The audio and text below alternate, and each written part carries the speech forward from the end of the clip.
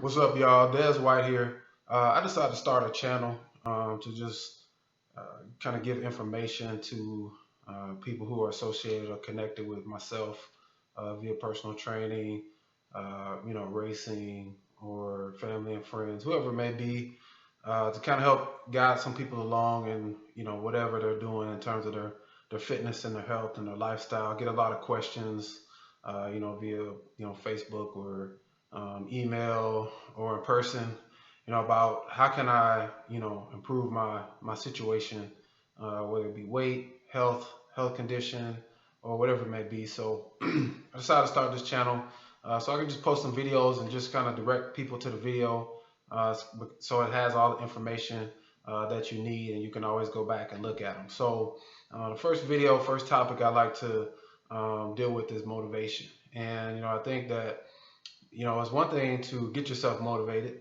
I think a lot of people have bouts of motivation, and so you'll spend some time. You may go to the gym, or you may work out for a few weeks, or even a couple of months, or even 6 months, maybe a year, and then you find yourself falling off and backsliding.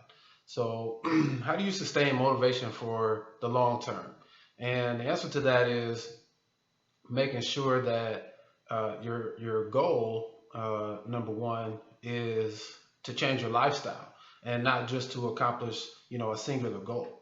Number two, I would say, is to modify your goals as you go. So let's say you want to lose 30 pounds, and then after like 3 months you lost like 25 pounds. It's time to set a new goal. Don't leave it at 30 pounds and then say, oh, I'm just good here.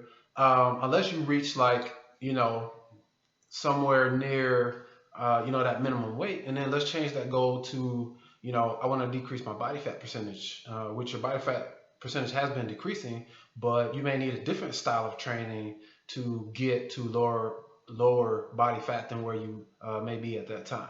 And now that requires more weightlifting, even more focus on your dieting, making sure you're getting your protein in and retaining your muscle, and actually maybe dialing back some of the cardio, so that you don't, so that your body does not break down your muscle, while you're doing the cardio.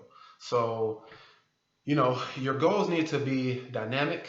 They need to be not singular. You need to have multiple goals. It may be for most people, your priority is to be healthy. If you're working out on a regular basis, it's because you want to be healthy. You want to live a healthy life and enjoy a standard of living that is normal. Like, you want to have high energy level. You want to you want to be at a reasonable weight. You want to stay out of hospital as much as possible. You want to have a strong immune system. You want to be able to do those things. You want to be able to, live your life and enjoy it. You want to be able to wear a bathing suit to the beach and not feel, self-conscious. You want to be able to, do those types of things. So don't be afraid to have more than one goal. I have multiple goals. I have a lot of goals associated with my fitness, even now. It doesn't matter how old you are, you can always accomplish new things that you haven't done before. So if you've done a lot of things and those things are kind of getting, old in the tooth, and you just feel like those things have become mundane, try something new. If you've been a runner all your life, go swimming, or go do an obstacle course, or join a boxing or kickboxing or something, and find new challenges to keep yourself going and keep your mind occupied. And then you'll find that you may actually want to go back to running, because you've taken some time off and did something else. But you don't want to burn yourself out doing one thing, and mentally now you just kind of checked out, and then you stop doing anything at all. So always keep yourself flexible and keep your goals multiple, so that you have different things to strive for, because you're not going to be able to strive for everything at once, but you may be able to knock one down at a time. And even if it's trying to get into, ladies trying to get into a certain size jeans that you may have worn in high school, that size 6, if you're a size 10, that size 6 is going to be a size 6, unless you've over and over again tried to wedge your size 10 behind in the size 6.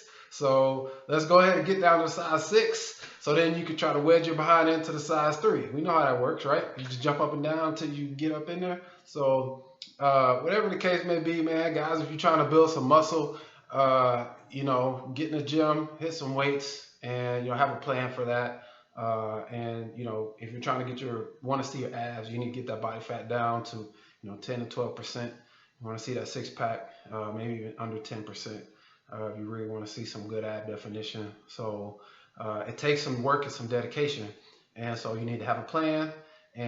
But first you have to have a goal. You have to have something that you're aiming for, that you're certain that you want to get, and that you have a plan to achieve, because you can't have confidence in achieving your goal and keeping yourself motivated if you don't have a plan that you believe will lead you in that direction.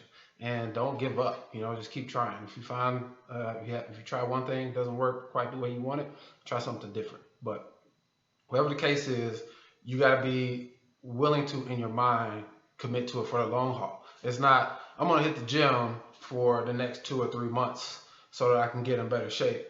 It's, I'm going to change my lifestyle so that I work out for the rest of my life, so that I'm changing my fitness forever, not just for the short term.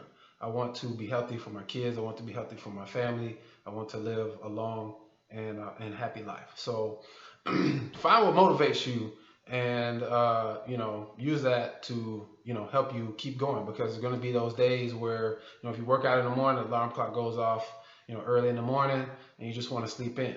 And it's okay, that can happen sometimes. But if it becomes habitual, then next thing you know, you sleeping in every day and you're not working out anymore. I've seen it happen.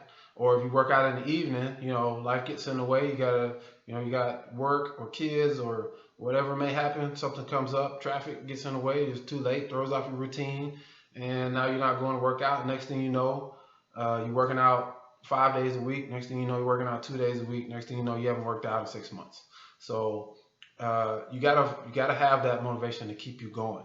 And on that subject, it's very vital that, in my opinion, that you have some goals either ingrained in your mind or you write them down.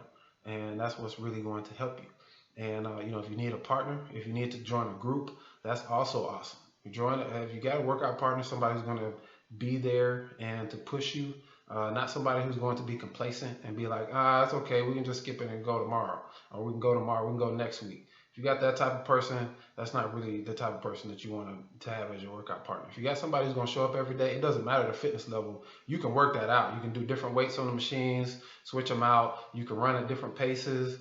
You can give head starts, start running, swimming, biking, whatever. It doesn't matter. But you want that person who's going to show up every day versus the person who may do a killer workout, but they're going to only show up once every couple of weeks. That's not really going to help you. And if worst comes to worst, actually it's not really worse, but if you need to get a trainer or join a group, there's nothing better when you got a group of people who can help keep you motivated, who you can subtly compete with, but not, indirectly, where you should be fitness wise relative to other people in your group. So if it's that type of thing, just nobody can carry you, but you have to get up and do it yourself. So you're gonna have to make the choice, and before you go, asking for somebody to help you, just start doing something every day. Even if it's getting up and working out for 15 minutes, there are videos on the Body Firm Atlanta that you can do for 8 to 12 minutes.